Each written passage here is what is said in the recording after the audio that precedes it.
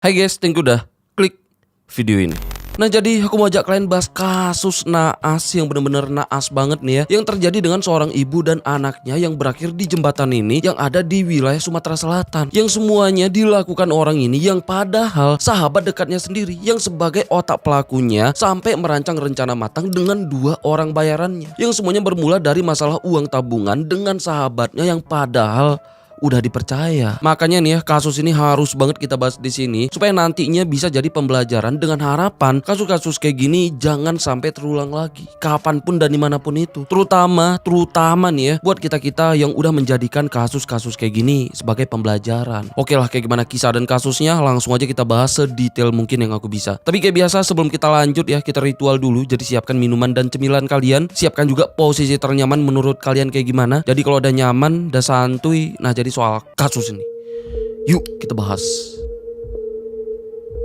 Ponia yang lahir di tahun 1978 yang saat itu udah berusia 40 tahun. Yang mana dia ini seorang ibu rumah tangga yang tinggal dengan suami dan 2 anaknya di Kelurahan Beringin Jaya yang ada di Kota Pagar Alam, Sumatera Selatan. Selain menjadi ibu rumah tangga, Ponia juga kerja di sebuah toko yang ada di wilayah pasar Kota Pagar Alam untuk membantu suaminya menghidupi keluarga dan menyekolahkan anak-anak mereka. Apalagi saat itu ya, anak pertama mereka yang bernama Selvia itu udah masuk SMP, sedangkan anak keduanya masih SD. Sedangkan di lingkungannya Ponia juga emang dikenal sebagai orang yang ramah dan supel. Jadinya ya dia pun punya banyak teman di sana. Salah satunya orang ini yang bernama Tika Herli. Nah soal Tika, saat itu dia ini tinggal di Kelurahan Nendagung yang masih berada di wilayah Kota Pagar Alam dengan statusnya yang sebagai janda karena udah cerai dengan mantan suaminya yang sebagai polisi. Nah terus setelah cerai ya, Tika juga sempat jadi TKW di Taiwan yang akhirnya balik ke kampung halamannya di Kota Pagar Alam. Sedangkan Tika dan Ponia mereka ini udah berteman cukup lama, bahkan sejak mereka masih lajang. Jadi saat itu ya mereka ini udah jadi teman dekat, yang mana Tika pun itu sering datang main ke rumah Ponia untuk sekedar cerita dan terkadang minjem uang. Karena saat itu Tika ini emang tipikal orang yang boros dengan gaya hidupnya yang hedon, yang sering ngebuat dia pun kehabisan uang, makanya sering minjem uang ke Ponia. Karena dia juga tahu tuh kalau Ponia ini emang tipikal orang yang bisa nabung, yang uangnya ada terus, yang biasanya dia simpan secara tunai di rumah. Karena saat itu Ponia ini emang punya keterbatasan yang gak bisa baca tulis. Karena ini ya Tika pun nyaranin buat Ponia ini buka rekening bank untuk nyimpan uangnya supaya lebih aman. Nah karena Ponia yang gak bisa baca tulis ya, awalnya dia pun nolak. Nah tapi Tika langsung nawarin buat ngebantu semua prosesnya dan janji bakal ngajarin. Setelah dibujuk, akhirnya Ponia pun setuju. Yang mana mereka pun langsung buka rekening ke Bank BRI yang ada di sana. Dan Ponia pun langsung masukin semua uang tabungannya sebesar 45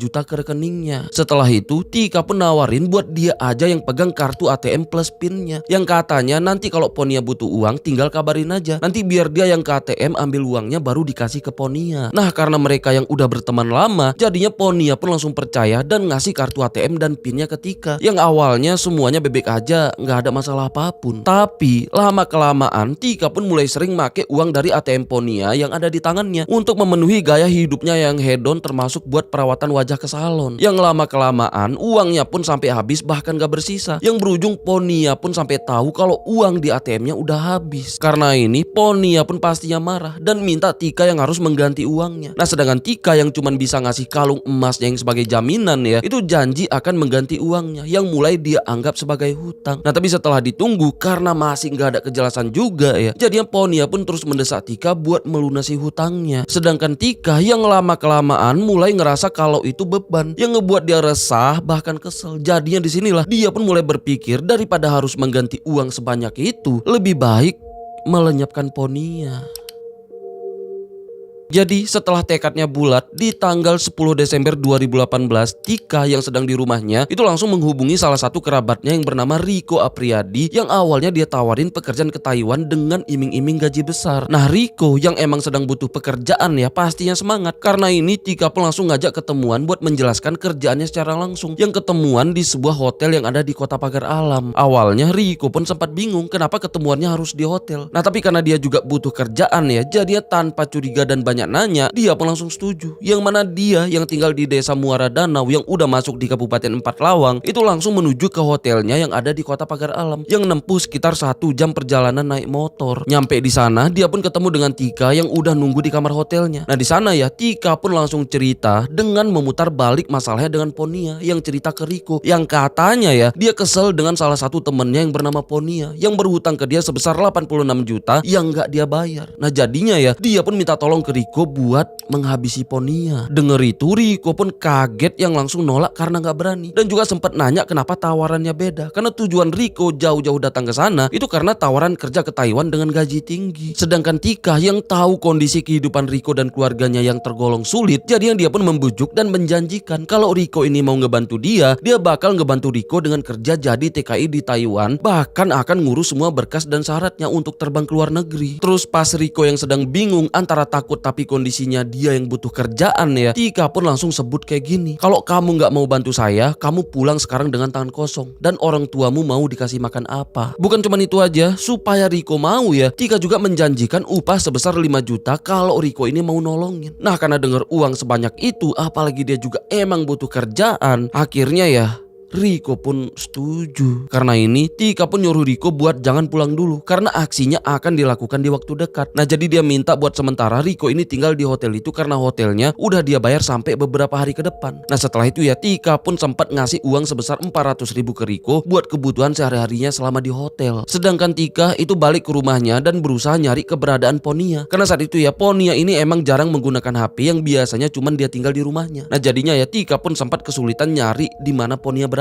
Tapi karena dia yang tahu rutinitas Ponia yang setiap pagi ngantar anaknya ke sekolah sebelum masuk kerja, jadinya ya besoknya di tanggal 12 Desember tepatnya di jam 7 pagi, Tika pun langsung jemput Riko ke hotel menggunakan motornya. Setelah itu mereka pun langsung menuju ke salah satu SMP yang ada di Kota Pagar Alam buat nunggu Ponia di sana. Dan bener aja, baru nunggu sebentar Tika pun langsung ngeliat Ponia yang baru nyampe di depan gerbang sekolah yang sedang ngantar anaknya. Karena ini ya Tika pun langsung nyamperin Ponia, sedangkan Riko itu cuma nunggu di motor. Nah sedangkan Tika ya itu langsung ngajak Ponia dengan alasan kalau dia mau nemuin seseorang yang berhutang ke dia, yang katanya kalau hutangnya dibayar dia akan mengganti uang Ponia yang udah dia habiskan. Karena ini Ponia pun setuju. Setelah itu ya Tika pun langsung ngajak Riko dan mereka bertiga pun langsung menuju ke wilayah Tanjung Tebet naik motor. Tapi sebelum nyampe di tujuan, pas mereka yang melewati jembatan Endika, Tika pun nyuruh berhenti di jembatannya. Nah di situ dengan bisik-bisik ya Tika pun langsung nyuruh Riko buat mengeksekusinya dengan didorong dari jembatan. Riko yang sebenarnya masih ragu-ragu dan takut ya itu terpaksa memberanikan diri. Sedangkan Tika nunggu aksi Riko sambil ngobrol sama Ponia dengan alasan kalau temennya yang berhutang nyuruh mereka nunggu di jembatan itu karena dia kebetulan akan lewat situ juga. Makanya tanpa curiga ya Ponia pun setuju. Sedangkan Riko itu masih takut-takut sampai Tika pun mulai kesel sampai narik Riko menjauh dari Ponia buat nyuruh dan maksa Riko ini untuk jangan takut-takut buat langsung dorong aja. Dan juga ngancam kalau emang Riko nggak mau ya langsung pulang aja dengan tangan kosong. Riko yang udah merasa terlanjur jauh, apalagi dia juga butuh tawaran Tika ya, jadinya dia pun maksain diri lagi buat berani. Nah tapi karena Riko yang tetap aja masih nggak berani ya, dia pun minta ke Tika buat diundur aja ke besok karena dia yang takut karena jembatannya yang rame dilaluin orang-orang. Apalagi saat itu Ponia juga udah berkali-kali nanya temennya udah nyampe di mana. Nah karena Ponia ini takut kesiangan masuk kerja. Nah karena ini ya Tika pun langsung ngebatalin rencananya di hari itu dengan ngajak Ponia balik dengan alasan kalau temennya masih belum jelas. Karena ini mereka pun balik dan pisah, yang mana Ponia itu langsung masuk kerja, sedangkan Tika dan Riko itu langsung balik ke hotel dengan gagalnya rencana pertama mereka di hari itu. Nah di hotel ya Tika pun sempat marah-marah ke Riko karena nggak berani beraksi, sedangkan Riko masih beralasan nggak berani karena jembatannya saat itu yang banyak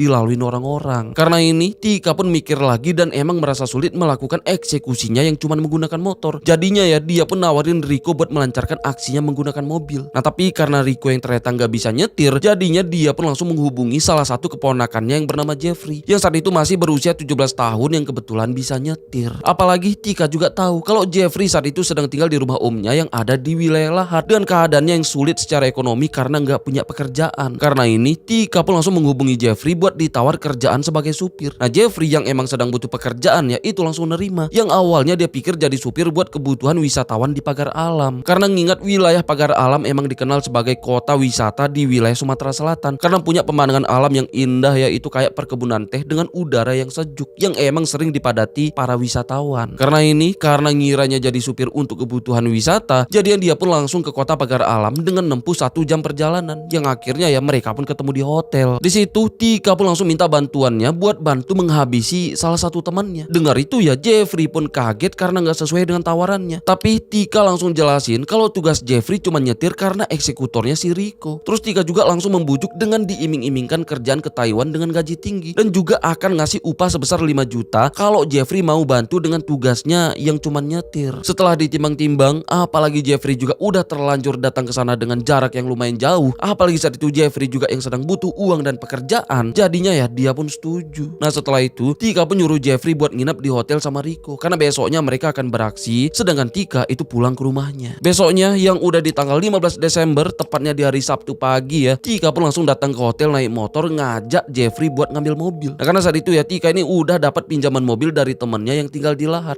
Nah jadi mobilnya harus diambil ke sana. Jadinya Tika dan Jeffrey pun langsung ke kota Lahat yang nempuh 1,5 jam perjalanan naik motor. Nah di sana ya Tika pun ketemu dengan temennya buat minjem mobilnya yang nggak dia sebutkan apa tujuannya. Temennya yang nggak curiga langsung ngasih pinjaman mobilnya yaitu Toyota Agya. Nah setelah nerima mobilnya ya Tika dan Jeffrey pun langsung balik ke Pagar Alam, tepatnya ke hotel buat jemput Rico. Setelah itu yang udah menggunakan mobil, mereka bertiga pun keluar buat makan siang. Nah terus pulangnya mereka pun sempat lewat di depan toko tempat Ponia kerja dengan maksud nunjukin ke Jeffrey dan Rico tempat kerjanya. Nah setelah itu ya mereka pun langsung balik ke hotel buat merancang rencananya. Karena rencananya besoknya mereka akan jemput Ponia ke tempat kerjanya tadi menggunakan mobil yang seolah-olah Tika ini mau ngajak Ponia buat nemuin seseorang yang berhutang ke dia. Nah setelah itu baru mereka eksekusi di mobil. Rencananya kayak gitu. Nah setelah rencana mereka rancang ya Tika pun langsung pulang. Besoknya yang udah di hari Minggu pagi, Tika pun datang ke hotel yang langsung nemuin Jeffrey dan Rico yang udah siap. Setelah itu mereka pun langsung menuju ke toko tempat Ponia kerja. Nyampe di sana, Tika yang cuman sendiri turun dari mobil itu langsung nemuin Ponia di tokonya. Nah tapi karena Ponia yang sedang sibuk kerja ya, jadinya dia pun nyuruh Tika ini datang nanti pas istirahat makan siang. Nah setelah itu ya Ponia pun langsung lanjut kerja lagi. Karena ini mereka pun balik lagi ke hotel. Terus di siangnya mereka pun balik lagi ke toko yang mana di situ ya Tika pun nemuin Ponia yang langsung ngajak Ponia buat nagih hutang temennya buat menggantikan uang Ponia ini. Tapi di situ Ponia pun nolak karena nggak bisa pergi kemanapun karena dia yang sedang kerja. Nah tapi Tika terus membujuk bahkan sampai memohon, tapi Ponia tetap nolak. Karena ini ya Tika pun langsung balik ke mobil dan mereka pun balik ke hotel lagi. Yang mana di hari itu lagi-lagi rencana mereka pun gagal. Terus besoknya yang udah di hari Senin, karena sewa hotel mereka yang udah habis, jadinya Tika pun ngajak mereka buat pindah nyari hotel yang lain yang lebih terjangkau. Yang akhirnya ya mereka pun check-in di hotel yang lain yang masih berada di kawasan kota Pagar Alam. Setelah itu Tika pun ngasih uang buat Rico dan Jeffrey sebesar 250.000 buat kebutuhan sehari-hari mereka di sana. Setelah itu ya Tika pun pulang ke rumahnya. Terus besoknya lagi yang udah di hari Selasa ya Tika pun balik ke hotel dan mereka pun ngumpul buat briefing. Itu mikirin gimana caranya membujuk Ponia buat masuk ke mobil buat mereka bawa untuk dieksekusi. Terus di saat semuanya yang udah buntu, Rico yang sebenarnya sejak awal masih takut dan ragu ya, di situ dia pun ngakuin lagi kalau dia belum siap jadi eksekutornya. Karena selain gak tega, dia juga takut nanti ditangkap polisi karena udah Jadinya ya Rico pun minta udahan sampai situ aja karena dia yang mau pulang ke rumahnya. Tapi Tika pun terus berusaha meyakinkan Rico dengan sebut kalau emang nanti dia ditangkap, Tika ini yang akan bertanggung jawab dan ngebantu supaya Rico ini nggak dipenjara. Terus Tika juga nakut-nakutin Rico bakal terus miskin jadi pengangguran kalau dia mutusin buat nggak lanjut, dengan terus diiming-imingkan gimana besarnya gaji TKI di Taiwan. Karena ini Rico yang padahal udah bener dengan keputusannya yang mau udahan dengan langsung pulang, akhirnya luluh lagi dan mutusin buat lanjut. Terus besoknya lagi yang udah di tanggal 19 Desember 2018, tepatnya di hari Rabu, mereka pun ngumpul lagi di hotel yang mana di situ Tika ini baru kepikiran dengan satu ide. Jadinya ya di sore harinya Tika pun ngajak Jeffrey dan Rico buat langsung ke rumah Ponia dengan formasi yang kali ini berbeda. Yang mana Tika dan Jeffrey naik mobil yang diikuti Rico di belakang yang sendirian menggunakan motor Yamaha Vision. Nyampe di sana Tika yang cuman sendirian langsung turun dari mobil dan nemuin Ponia di rumahnya yang sedang dengan anak laki-lakinya yang bungsu dan juga sama anak pertamanya yang bernama Selfie. Di situ Tika ini langsung ngajak Ponia ke ATM dengan alasan kalau dia yang mau menggantikan uang tabungan Ponia yang udah dia habiskan. Karena ini Ponia pun setuju, yang langsung siap-siap dan ngajak Sylvia buat ikut nemenin ke ATM. Setelah itu ya Tika pun ngajak mereka naik ke mobil dan duduk di bangku belakang yang langsung menuju ke ATM BCA yang ada di kota Pagar Alam. Nyampe di sana Tika pun langsung turun buat ke ATM yang diikuti Ponia dan Sylvia yang juga turun buat ikut Tika ke ATM. Nah tapi Jeffrey dan Rico yang udah tahu tugasnya itu langsung mengalihkan perhatian perhatian Ponia dengan pura-pura berdebat dan berantem di depan mobil yang seolah-olah mereka sedang memperebutkan Tika. Tika yang seolah panik langsung misahin pertengkaran mereka dan ngajak Ponia dan Sylvia masuk ke mobil buat langsung pergi. Gitu juga Jeffrey yang seolah-olah masih panas ya, itu langsung masuk ke mobil dan berusaha ngejar Rico yang kabur menggunakan motornya ke arah Simpang Bacan, tepatnya ke wilayah kebun kopi yang sepi. Nyampe di wilayah perkebunan kopi yang sepi, Rico yang bawa motor di depan seolah-olah kesel karena diikutin, yang akhirnya ya dia pun berhenti buat menghadang mobil mereka. Sampai akhirnya Jeffrey pun turun dari mobil dan mereka pun pura-pura berantem lagi. Sedangkan Tika juga pura-pura panik dan berusaha melerai pertengkaran mereka. Di situ sambil bisik-bisik, Tika pun langsung nyuruh Rico siap-siap buat habisin Ponia dan juga nyuruh Jeffrey buat nahan anaknya di mobil supaya nggak kabur karena takut nantinya Sylvia ini melapor. Jadinya ya Tika pun merintah mereka buat menghabisi Sylvia juga. Setelah itu Tika pun langsung ke mobil ngajak Ponia turun dengan alasan Rico yang mau bicara. Nah Ponia yang bingung sempat nolak. Nah tapi karena Tika yang udah ngajak berkali-kali, jadinya Ponia pun turun sedangkan Sylvia disuruh nunggu di mobil. Terus setelah Ponia turun dari mobil tanpa basa-basi ya, Rico pun langsung narik bahunya dan menjatuhkan Ponia ke tanah yang langsung dia sekuat tenaganya. Sampai Ponia yang sebelumnya sempat berusaha teriak dan melawan ya, itu langsung melemah yang akhirnya berhenti bergerak. Terus buat memastikan lagi, Rico pun mukul bagian perut dan dadanya menggunakan balok yang dia temukan di situ dan juga lehernya menggunakan sabuk pinggang. Sedangkan Jeffrey yang sedang di mobil nahan Sylvia yang sedang panik histeris karena ngelihat ibunya dieksekusi, itu sempat memberontak di mobil sampai akhirnya dia pun berhasil melepas pitingan Jeffrey yang langsung ngebuka pintu dan lari menjauh dari mobil. Tapi Jeffrey dan Rico yang ngelihat Sylvia kabur ya itu langsung ngejar, yang sayangnya berhasil ketangkap juga. Nah di situ ya Tika pun nyuruh mereka buat eksekusi Sylvia juga karena takut dilaporkan. Nah jadinya ya mereka pun mengeksekusi Sylvia yang juga dengan cara yang sama. Setelah memastikan Ponia dan Sylvia yang udah gak bernafas lagi, secara terburu-buru Rico dan Jeffrey pun langsung memasukkan dan numpukin tubuh mereka ke bagian belakang mobilnya. Setelah itu ya mereka pun langsung menuju ke jembatan Endicott. Nyampe di sana mereka pun nunggu sampai keadaan jalannya benar-benar sepi. Nah setelah jalannya sepi, Rico dan Jeffrey pun langsung menggotong dan ngelempar tubuh mereka ke sungai bawah jembatannya. Sedangkan Tika cuman nunggu di mobil. Setelah itu mereka pun langsung menuju ke wilayah Lahat yang nempuh sekitar 55 menit perjalanan. Nyampe di sana mereka pun langsung cuci mobil dan juga ke pasar yang ada di kota Lahat buat beli baju. Setelah itu ya mereka pun langsung ke salah satu rumah temannya Tika yang ada di sana buat mandi dan ganti baju. Sedangkan baju yang tadi mereka gunakan saat beraksi ya itu langsung mereka bakar. Nah setelah semuanya beres, mereka pun langsung balik lagi ke hotel mereka yang ada di wilayah Pagar Alam untuk istirahat sekaligus merancang rencana untuk mereka kabur.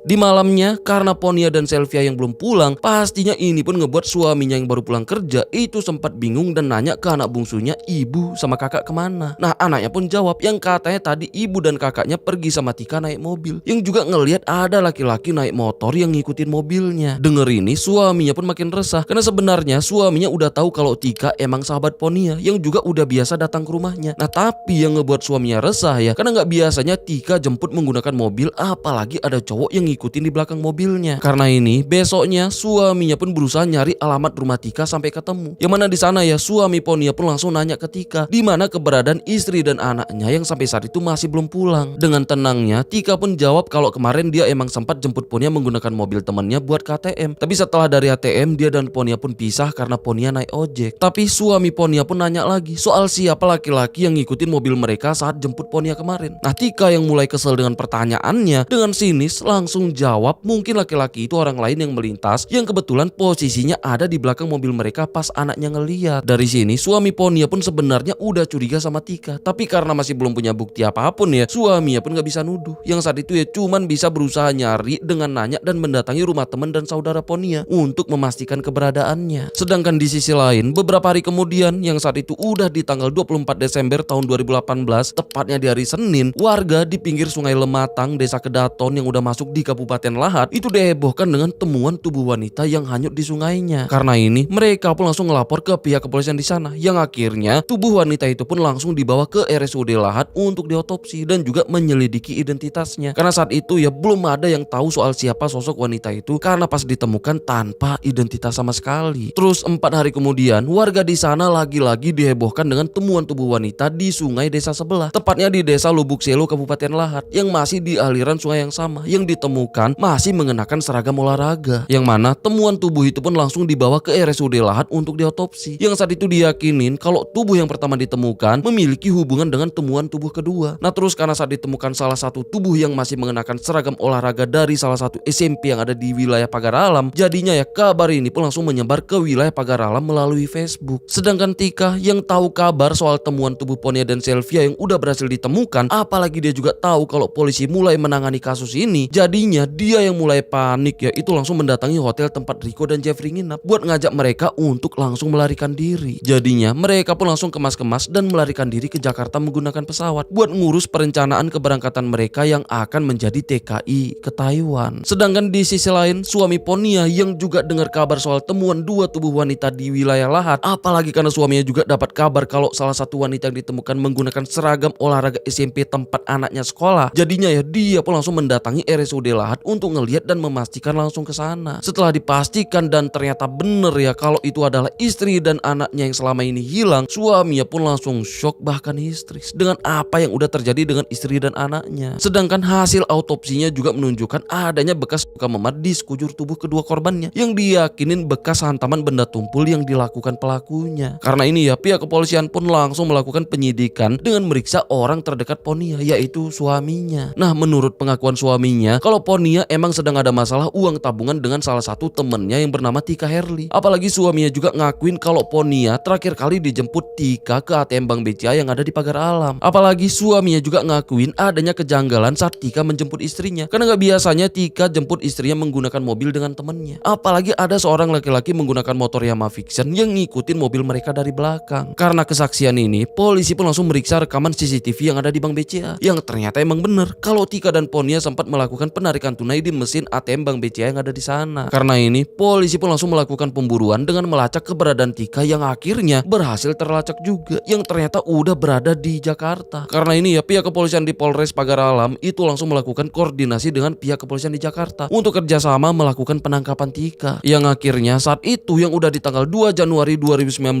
setelah lokasi yang benar-benar terlacak, akhirnya Tika pun berhasil ditangkap di sebuah penampungan TKI yang ada di wilayah Serengseng, Jakarta Barat. Sedangkan Rico dan Jeffrey juga berhasil ditangkap saat mereka yang sedang main PS di sebuah rental PS dekat penampungannya, yang mana mereka ini berhasil ditangkap yaitu menjelang 3 hari keberangkatannya ke Taiwan, yang syukurnya berhasil dengan cepat ditangkap sebelum mereka ini benar-benar melarikan diri ke Taiwan. Setelah itu mereka bertiga pun langsung dibawa dan diserahkan ke pihak kepolisian di Polres Pagar Alam untuk diperiksa lebih lanjut dan pastinya diinterogasi. Di sana mereka yang udah pasrah itu langsung mengakui semuanya yang udah menghabisi Ponia dan anaknya. Nah tapi saat ditanya ya, Tika ini masih sempat-sempatnya dandan di hadapan media. Nah tapi yang paling ngeselinnya bukan itu, tapi saat diinterogasi bahkan di hadapan media saat diwawancara dia masih bohong, bahkan sampai memutar balik fakta yang justru ngakuin kalau Ponia lah yang berhutang ke dia sebesar 86 juta yang belum dibayar Ponia, yang seolah itulah alasannya sampai tega menghabisi Ponia dan anaknya. Tapi setelah kasusnya didalamin lagi sampai buku rekening BCA Tika dan juga buku rekening BRI Ponia diperiksa, ternyata terbukti adanya pemindahan dana dari rekening Ponia ke rekening Tika dengan total sebesar 45